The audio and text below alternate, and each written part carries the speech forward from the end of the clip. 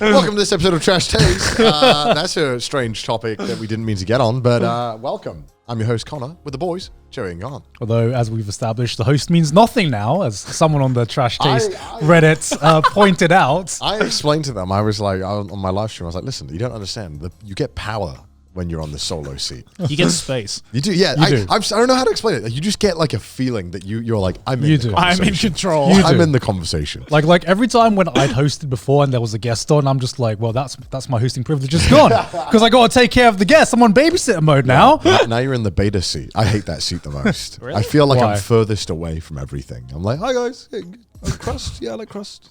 You know, it's not that bad. I know. I'm kidding. A part of me just feels like I like these two seats.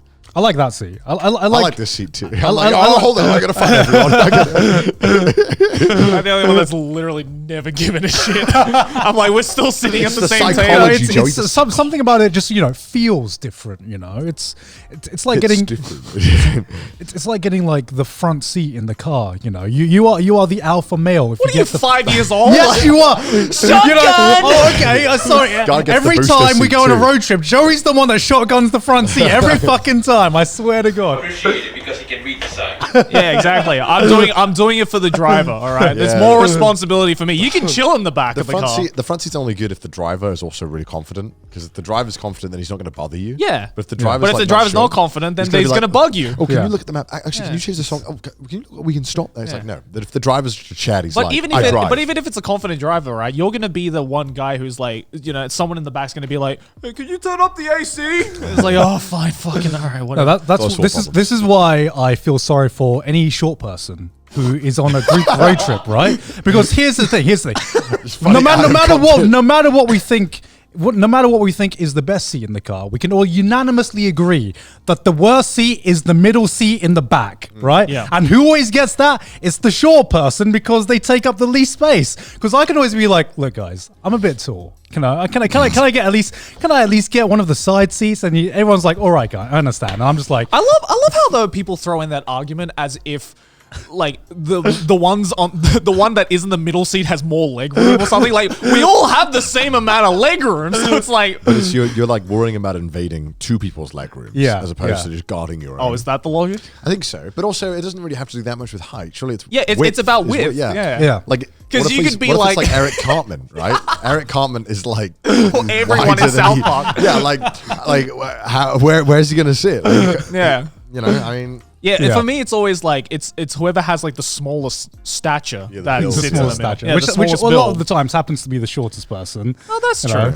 But there are some like short, thick people out there in the world. So it's like, where do they sit? I'm sure they are, but I'm just saying every time because I'm always the person that forgets to like shotgun the front seat. So I'm just like, if I can't get the front seat, there's no way in hell I'm getting the middle seat. You'll catch me dead before I'm in the middle seat. You'll catch me dead before I catch the middle seat. You'll catch me in I'm the just boot. like, you want me to take the middle seat? Oh, okay. Well, I guess these long legs have no space to sit, eh? Oh, let me just man spread as much. Let me just like man spread as much as possible, so you can regret this decision of putting me in the middle seat. God's polite enough though. If you're like, God, get in the middle seat. God will be like, all right. Yeah.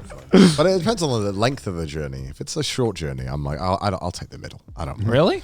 Yeah. Even in a short trip, I don't want the middle. Like an hour in the middle, I can do an hour in the middle. An hour's short? Yeah. I'd say like 4 hours is where it gets like long. 4 hours, you can throw me in the trunk, man. I think I'll have a better time in there. Yeah, I don't know. Like it's the middle seat especially. It's not just like the least comfortable. It's just the one that induces the most motion sickness for me as well. Because I don't get motion sickness. Because the problem with the middle seat is that it's always got like the shittiest seat belt. Right, like that's the side, the waist only one, right? Yeah, it's the waist only one, so it feels like the top half just like has less.